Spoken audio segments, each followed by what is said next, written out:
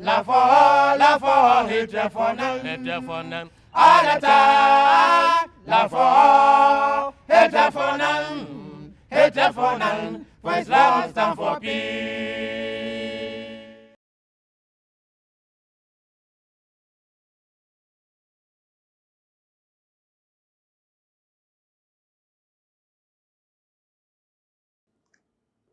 Assalamu alaikum wa rahmatullahi wa barakatuh.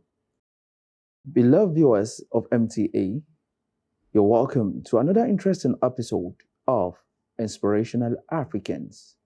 On this show, we bring to you individuals who have excelled in their chosen career path. And for today's episode, let's meet our guest.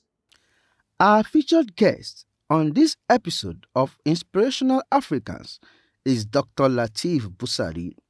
Dr. Busari is a renowned agronomist and policy expert with over 25 years of experience in the Nigerian sugar industry. He served as the Executive Secretary of the National Sugar Development Council (NSDC) for 2 consecutive terms, from 2012 to 2021, where he played a pivotal role in shaping and implementing Nigeria's sugar policy and development strategy.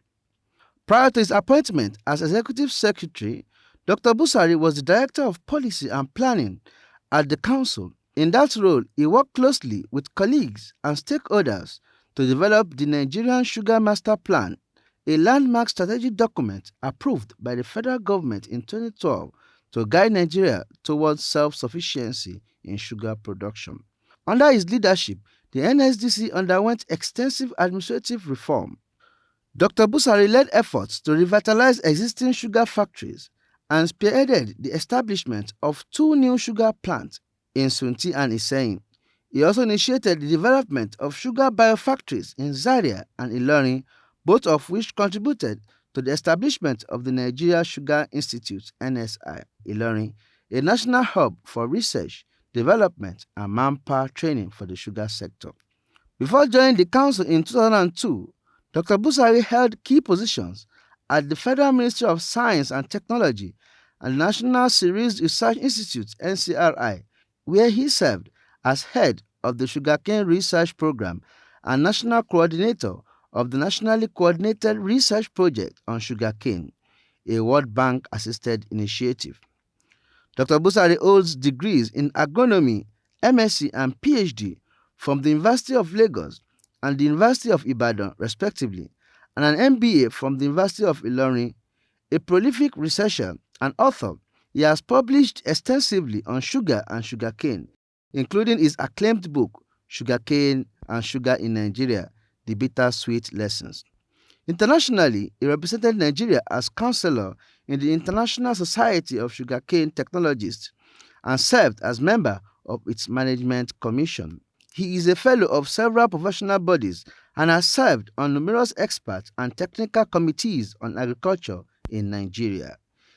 In addition to his professional achievements, Dr. Busari is a committed member of the Ahmadiyya Muslim Jamaat, where he has served in various leadership roles, including President of the Abuja Jamaat, President of the Abuja Circuit, and currently as Naib Amir, Tabligh and Tajneed of the Ahmadiyya Muslim Jamaat of Nigeria.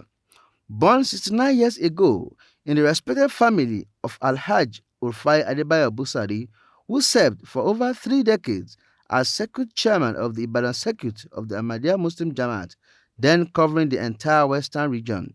Dr. Latif Busari continues to uphold a legacy of leadership, service, and excellence in both public and faith-based spheres. You're welcome back. Dr. Busari, Assalamu alaikum wa rahmatullahi wa barakatuh. Wa alaikum salam wa rahmatullahi wa barakatuh. And you're welcome to today's episode of Inspirational Africans. Thank you. So, who is Dr. Abdulatif Busari? Well, thank you for having me here.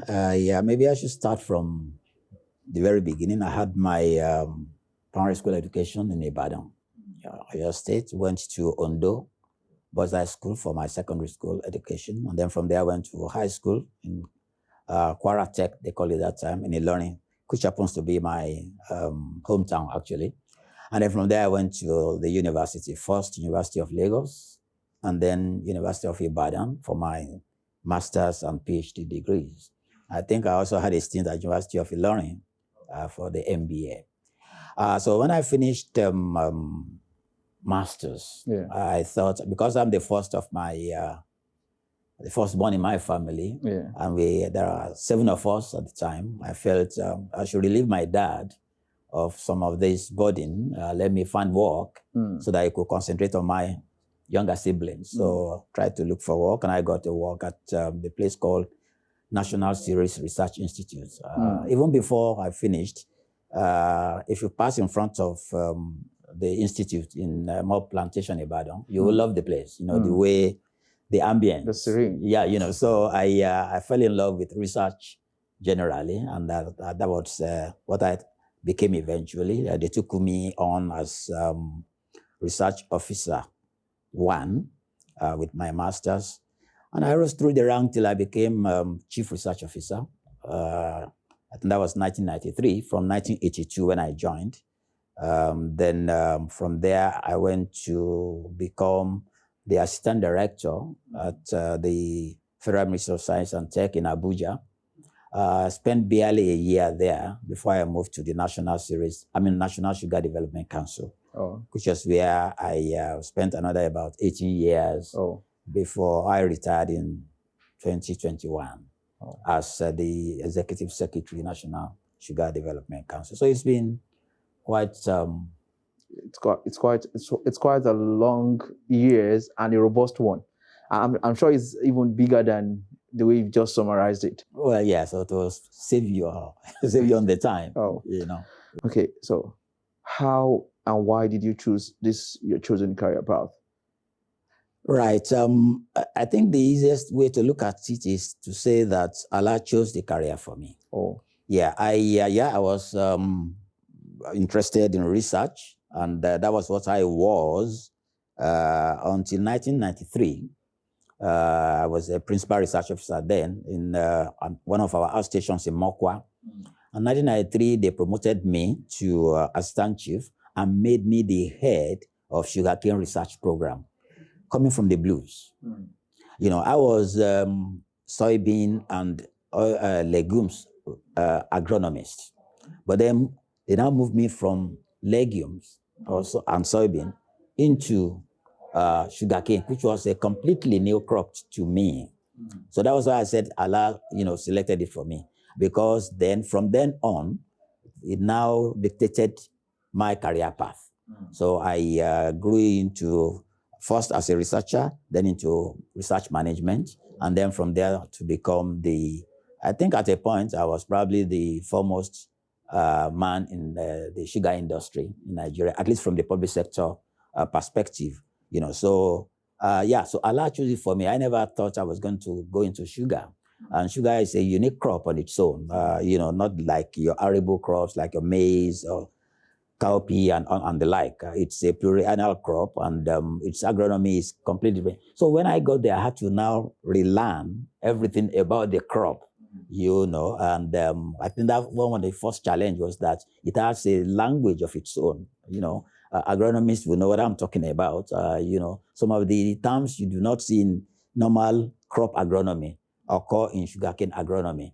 So I had to set up a committee of the experts within the program to do what we call the glossary of sugarcane terminologies. And that became my Bible and Quran for the next 6 months, trying to study and, understand the terms so that I could converse with my research scientists in the program. So so Allah selected it for me, and but after having selected it for you, what do you then make of it? So you could have opportunities land on your lap, but then what do you make of the opportunities? And I think Allah has been merciful. After joining as head of sugarcane program, from there on, briefly I went to science and tech that had nothing to do with sugarcane as such, just agric science. But then I moved now to sugarcane National Sugar Development Council, which is the regulator for the sugar industry in Nigeria. First as the policy and planning director, and then later as the executive secretary. Oh, interesting. So what are the key factors that determines your career growth and development? The key factors. Key factors. I think to be successful in any career, you must first have a vision, a goal. What do you want to be, And then after that one is your dogged determination to pursue that goal. And in the course of it, then know that, man may do whatever. Ultimately, Allah determines the outcome of everything you do. So you make your effort, have your goal, make your effort, pursue it, do all it takes to, get to the top of your game. But know at the end of it all, you need to be prayerful, you need to be close to your God. And Allah will, because even before, the fact that I even came into sugarcane was entirely Allah's doing. So it was something I have to continue to rely on God to assist me with in the career that I found myself in. So I would say the three things, have your goal, pursue it doggedly, and then, rely on God for the success. Have your goal, pursuing it doggedly, and rely on God for the ultimate success. These are the words of Dr. Abdulatif Busari. If you're just joining us on today's episode of Inspirational Africans, we have in our midst Dr. Abdulatif Busari. Dr. Abdulatif, life comes with ups and downs, challenges, the one you envisage, and those ones you don't even envisage. How were you able to pivot yourself around challenges that come your way as a professional, while you were still working, even in general life, encounters? Yeah, well, there are so many examples. Obviously, in a career that spans almost 40 years, you will have seen the highest and the lowest, in your career progression. So I can give a number of examples. I think we would like one of the examples. Or two. I think the first, maybe the one that I will give was that when I now settled down as the head of sugarcane program, the crop was so interesting to me. I thought I should write a book. There was no book on the sugar industry or the sugarcane crop. You can't go to any Nigerian university and see any book on sugarcane. Any book you see will be a foreign book. So I said, well, since it was the mandate of the institute that I work, that it would be nice to also have a book on sugarcane. So I compiled the book, expanded it, put something that people who want to study may see there, and then added to it the development of the sugar industry in Nigeria, where we were and where we should be, okay? So now, after writing the first draft, I wanted to publish. The system those days is that as a young scientist, you don't have the funds to, publish. So we normally put the name of our director or somebody so that with his name there, he has the purse strings, he will get it published. So I put my director, and that was in 1996 that I finished writing the first draft. So I told him, I said, oh, fine, good, let's do. And for the next 4 years, my director just held on to it and they didn't do anything. So we had an opportunity to go to India together for about a month. He said, oh, fine, our India, we'll have time. We'll sit down. We went and came back, nothing. Until 2001, I had to now leave NCRI. He too just finished his tenure. Yeah, about the same day, January 2002, I left for Abuja. He left for Zaria. So when I got there, the ministry, why I told you I spent just barely a year in the ministry. The way the work is in the ministry is that you don't have much doing. I may sit down for one full week and have just one file pass, and I'm a workaholic from where I was coming from as a research scientist. So I said, this place, I cannot survive long here. So I started looking at that. And that was how I went to Sugar Council. But while I was there, for that 1 year that had a lot of time off my hands, I now picked my book and I finished it, expanded it, added new chapters and everything. But again, I still had the problem of how to publish. So I went to this Sugar Council. I'd been talking to them that time. So I went to them that this thing is on sugar. You people should be able to help me publish it. They said, no, they will think about it. Okay. By the time I finished, I had now joined them as Director of Policy and Planning. So I thought being an insider, it should be easy. My Oga then said, no, we can give you a loan to publish it. I said, fine. So 400,000 naira was the loan he gave me. So we published. And then so I felt I should be able to pay back either from when we launch or from the sales of the book. At worst, they depend on my salary. Okay, so we now fixed the day for launching. And I was shared invitations out. I now invited my former boss, whose name was on it before. Of course, by this time when I wrote it again, I've removed his name. So I sent it to him. And the next thing I saw was a court summons. Oh. He said that I plagiarized his work and that he sued me to court. I said, okay, fine. In fact, I was going to stop the launching, and we invited Atiku because my boss then was an acolyte of Atiku as vice president. He was no longer the vice president there.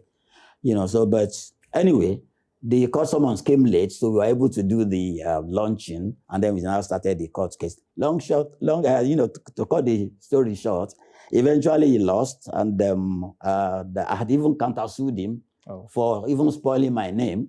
That my lawyer said this is defamation of character.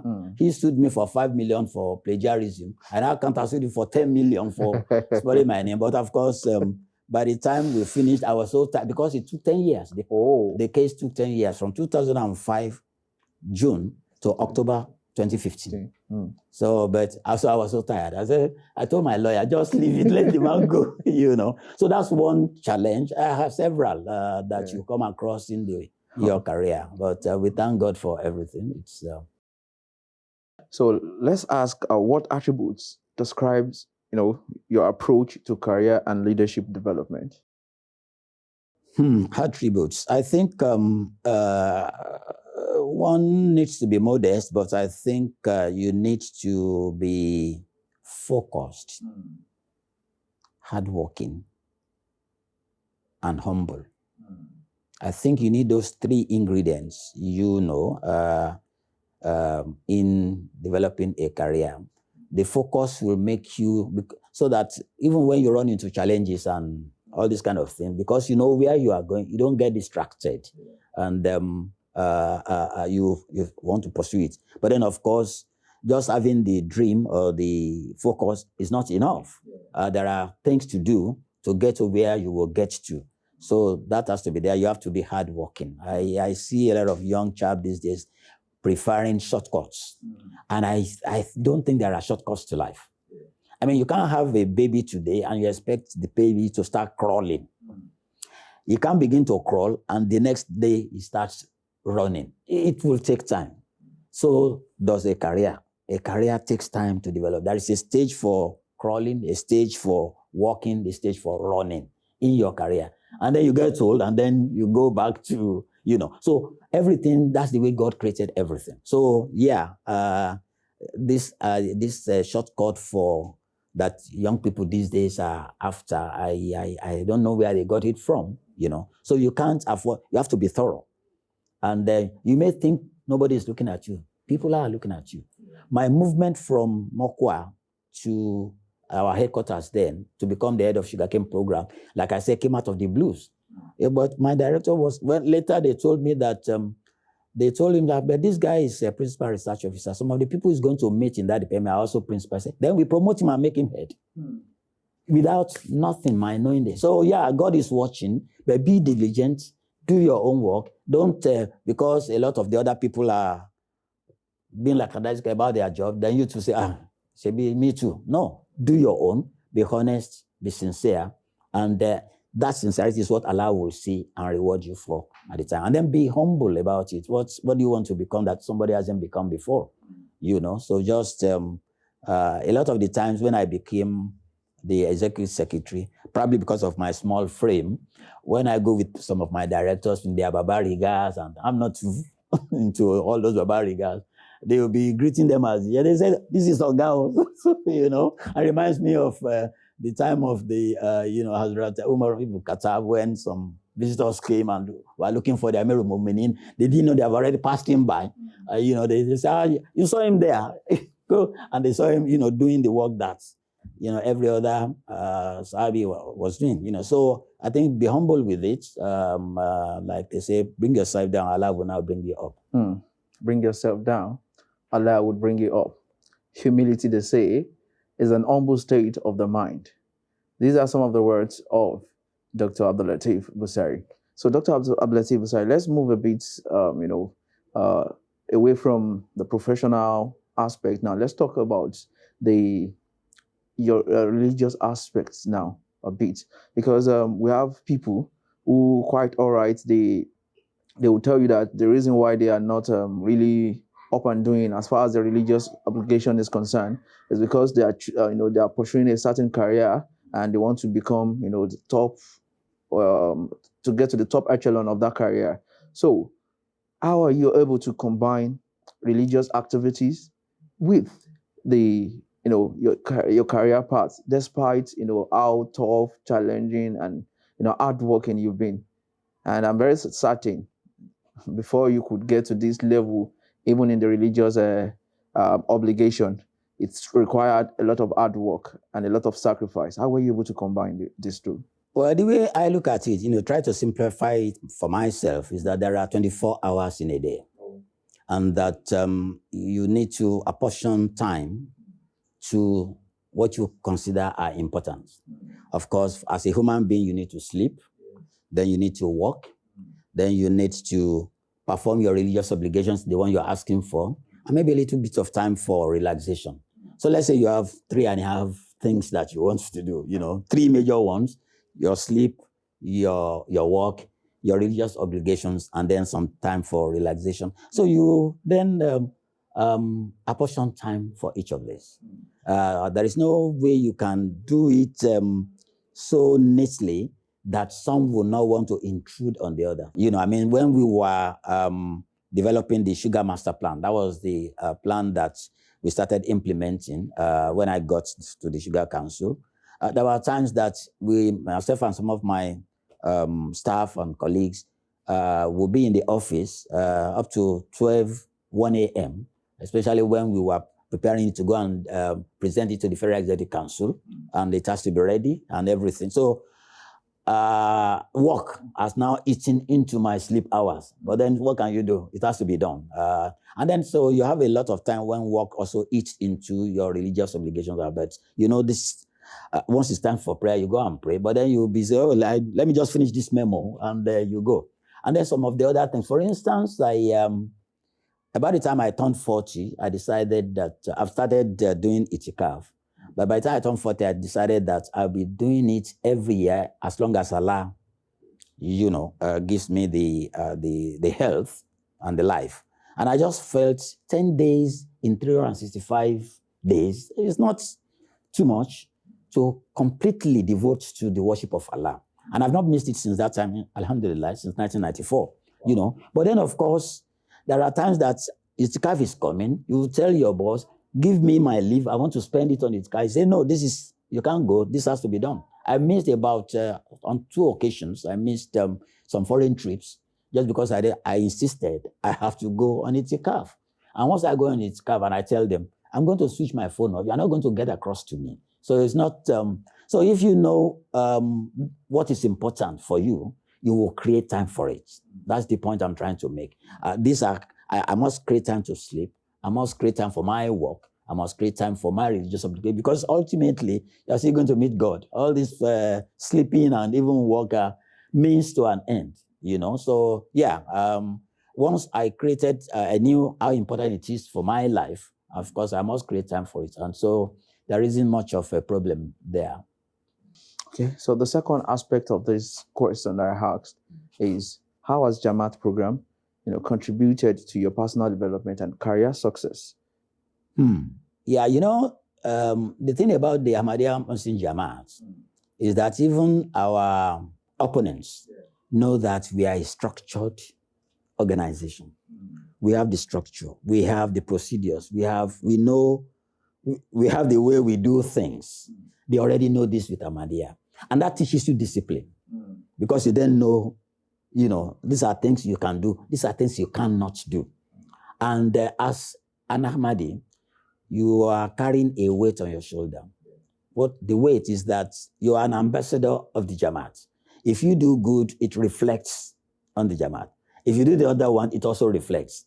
So yeah, so when you are now confronted with that situation, you know you are representing the Jamaat, you know you have already been taught, you know, how to regulate yourself.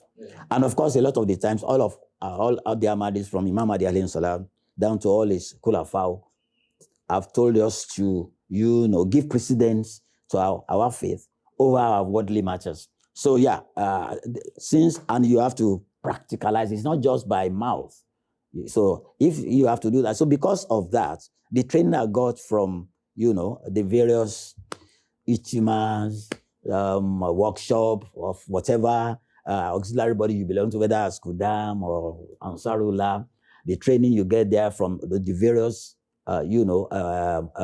programs that you run have impact on your life, and they show in your career progression and the way you live your life. Because that is, I think, what even religious has come to do, you know, to help you moderate your life and know that, much as you do the things of the world, because you are in here, you are ultimately answerable to a higher power, which is Allah. Okay. Jazakallah khairan. So, sources of inspiration. Where do you get the inspiration from? The two key people that I think inspire me most in the religious realm, Hazrat Umar ibn Khattab, that I mentioned the other time. I love him. His personality is so, I know it's so endearing. Yeah. And the second Khalifa, Hazrat Bashiruddin Mahmud Ahmad. You know, those two religious personalities, I just, and if you see the impact they made at their time on religion, I mean, it's awesome. And so I like to read them often, and I like to draw lessons from their lives, and I allow and make those lessons to inspire me. And in the temporal world, people like I will say people like Mandela. You know,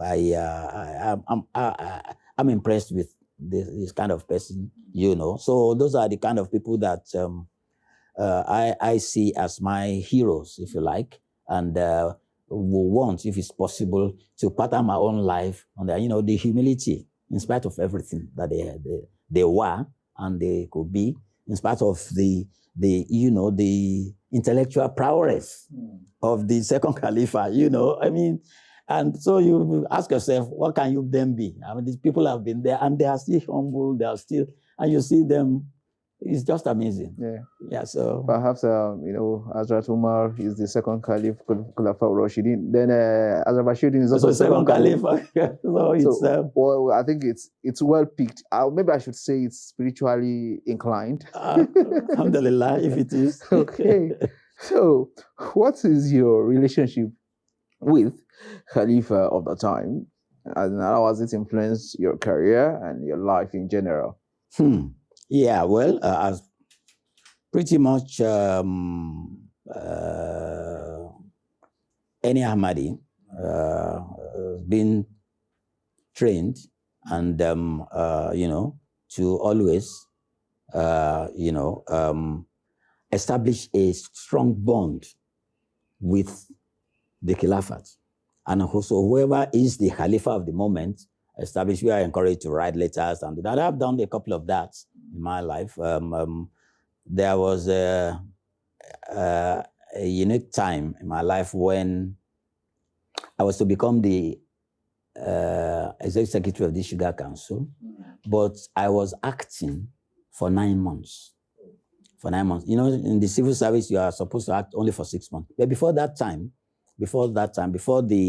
executive secretary left and I was acting, the impression we had was that he was going to get a second tenure. So I started looking out. And by Allah's special grace, I saw a paper advert, applied, got interview for my former institution, National Serious Research Institute. And so eventually, I went through some turns and twists, but eventually I was made the executive director which is the chief executive of the National Civil Research Institute. Okay? So meanwhile, I was working with my minister then was Aganga to develop the master plan. And so we got it, when we now finally got it developed, no, we were still trying to go and present it when this Cyril thing got through. So I now told my minister, sorry, I'm leaving, I got an appointment. He said, why? I said, sir, what do you mean why? I was acting for 9 months. You didn't. He said, but you know the kind of trouble I've gone through to get you to become substitute. I said, I don't know. You didn't tell me. He said, I don't have to tell. I said, yeah, I know. You don't have to tell me, but I have to look after my life. And that's why I went to get this. Anyway, so at the end of it all, I discussed with him one Saturday in his office. And you know, by the following Wednesday, he brought the letter for the executive secretary of Sugar Council that he's been looking for the past 9 months. He brought it. So I now have 2 appointments, federal appointments with me. So which one do I pick? I had to write to His Holiness. I said, so I'm confronted with this pleasant and positive situation. Which one do I pick? Unfortunately, I didn't receive his because we always write to the Huzur for guidance in whatever we do because we believe that it will be inspired, So yeah, so I was still having that problems and I didn't know what to do. So I just discussed it with my mom and she said, pick Abuja. Yeah, she didn't even know anything about the, said, just pick Abuja. And I said, okay. And it turns out that was what the Huzur have even picked for me, So yeah, we must establish a strong link with because we are lucky among all Muslim sects to have, the personage of the Khalifa as our leader, that we believe have direct line to Allah. That's our belief. And whenever we run into any challenges, of course, it's like our father.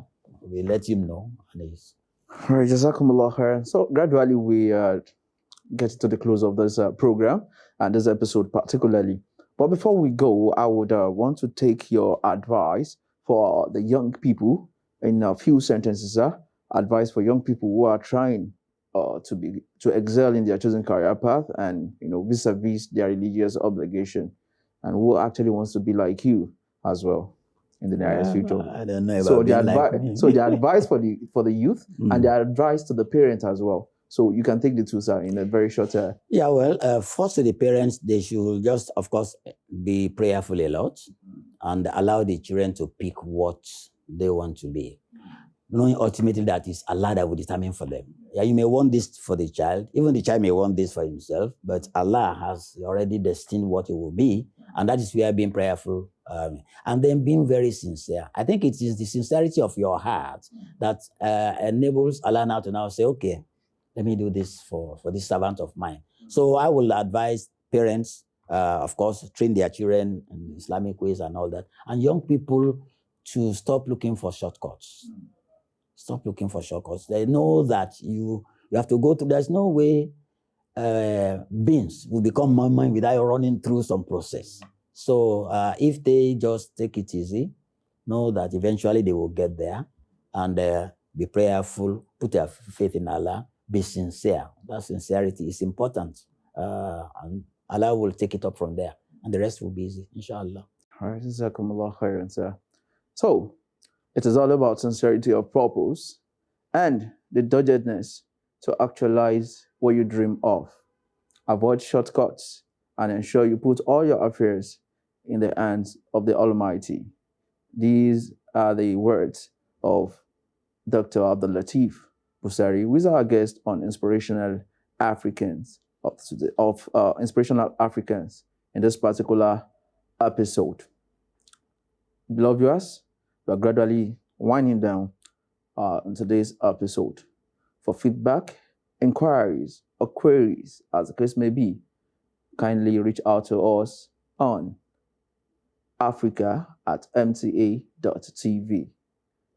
But before we go, I would like to say a very big Jazakallah khairan to Dr. Abdulatif Busari. So my name remains Shoyo Idris. Till we come your way next time, Assalamu alaikum wa rahmatullahi wa barakatuh.